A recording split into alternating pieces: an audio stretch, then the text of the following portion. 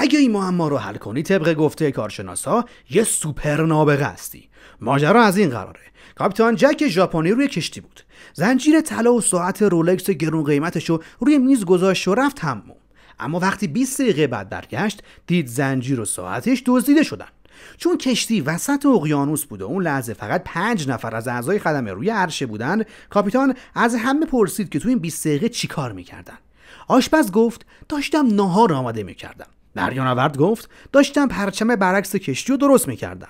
مکانیک گفت تو اتاق پایین داشتم ژنراتور رو تعمیر میکردم. مد که یه خانوم خیلی خوشگل و داف بود گفت من توی تاریکی داشتم با گرفتن چراغ قوه به مکانیک کمک میکردم. نگهبان گفت چون دیشب شیفت شب داشتم میخوابیدم. همین که حرفاشون رو شنید کاپیتان فوراً دزد و شناخت و گرفت و انداختش توی آب. حالا سوال اینه: به نظرت بین این 5 نفر دزد کیو چرا؟